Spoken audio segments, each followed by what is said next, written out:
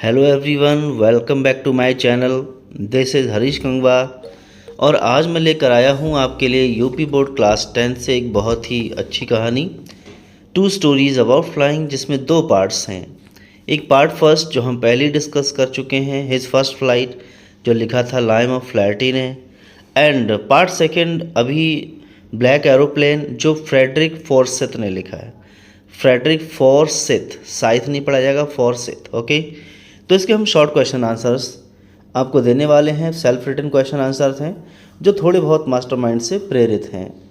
तो चलिए शुरू करते हैं। और शुरू करने से पहले वही पुरानी रिक्वेस्ट दोहराना चाहूँगा सभी से कि जिन्होंने अभी तक चैनल को सब्सक्राइब नहीं किया है तो प्लीज़ वो सब्सक्राइब कर लें, बेल आइकन को प्रेस कर लें, जिससे आगे आने वाली सभी वीडियोज़ की नोटिफिकेशंस आपको मिलती रहेंगी और आप वीडियो को अपलोड होते ही देख पाएंगे।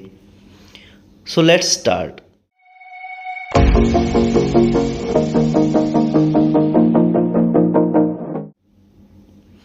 The first question is, I'll take the risk. What is the risk? I'll take the risk, ये नरेटर की कही हुई बात है। तो यहाँ पर एग्जामिनर पूछना चाह रहा है व्हाट इज़ द रिस्क। ये रिस्क जिसकी बात हो रही है कौन सा रिस्क है? Why does the narrator take it? और नरेटर ये रिस्क क्यों उठाता है, क्यों लेता है risk? And the answer is एकदम सीधा simple answer, the risk was to fly the plane through the black clouds. यानी रिस्क ये था कि उसे अपने प्लेन को काले बादलों के बीच में से होकर उड़ाना था। The narrator took the risk because he wanted to reach his home and meet his family. Narrator ने यह रिस्क इसलिए लिया क्योंकि वह अपने घर पहुंचना चाहता था, अपने परिवार से मिलना चाहता था, इसलिए उस रिस्क को लेकर उन बादलों में वह घुस गया था। Next question, why did the pilot think of going back to Paris? Pilot ने पेरिस जाने का क्यों सोचा?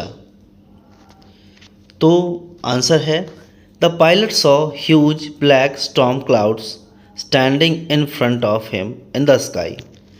पायलट जब उड़ रहा था तो उसने देखा कि उसके सामने बहुत विशाल काले काले तूफानी बादल खड़े हुए थे आसमान में। He had not enough fuel to fly the plane around the clouds। और उन बादलों के पहाड़ के साइड से उड़ने के लिए, यानी कि लेफ़्ट या राइट जाने के लिए, उसके प्लेन में फ्यूल बहुत ज़्यादा नहीं था। So he thought of going back to Paris.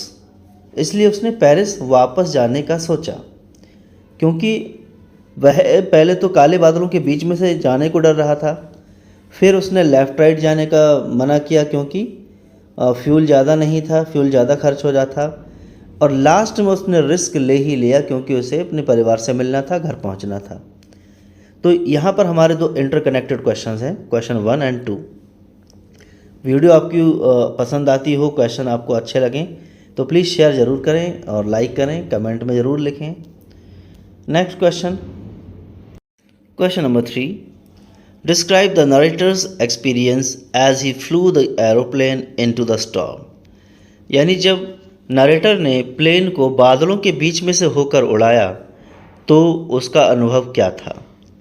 As the narrator flew his aeroplane into the stormy clouds. यानी जैसे ही नरेटर ने, यानी वर्णन करने वाले ने, कथाकार ने अपने प्लेन को तूफ़ानी बादलों के बीच से होकर उड़ाया, ही फाउंड एवरीथिंग ब्लैक। तो उसने पाया कि सारी चीज़ें ब्लैक ब्लैक नज़र आ रही थी, एकदम अंधेरा ही अंधेरा था। His old Dakota rolled and jumped in the air। उसका जो प्लेन था डकोटा DS-088, वो काफ़ी पुराना प्लेन था, तो वो उछल रहा था, ज़ोर ज़ोर से घूम रहा था। The compass and other instruments stopped working। Plane में जो कंपास होता है और जो रेडार होता है, बहुत सारे दूसरे दूरसंचार उपकरण होते हैं, वो सभी काम करना बंद कर दिए।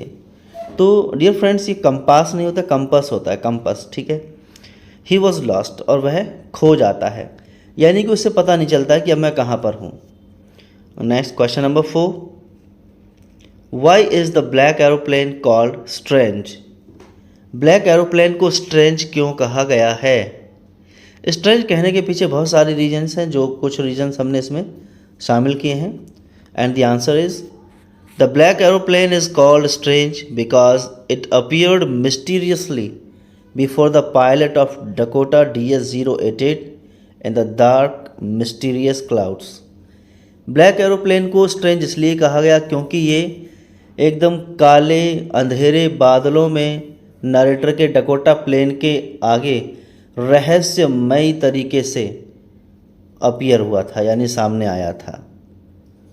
It had no lights on its wings, इसके पंखों पर कोई लाइट नहीं थी, क्योंकि विंग्स पर लाइट्स होती हैं प्लेन के, लेकिन उस प्लेन के विंग्स पर लाइट्स नहीं थी।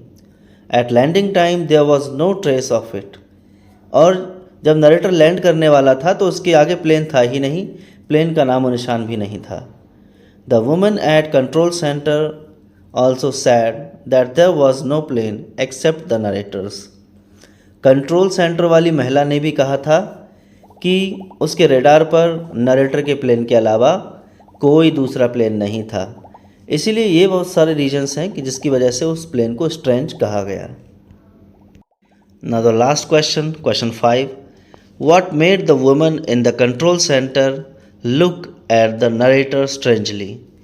यानी कंट्रोल सेंटर की जो महिला थी उसने नरेटर की ओर किस वजह से अजीबोगरीब तरीके से देखा?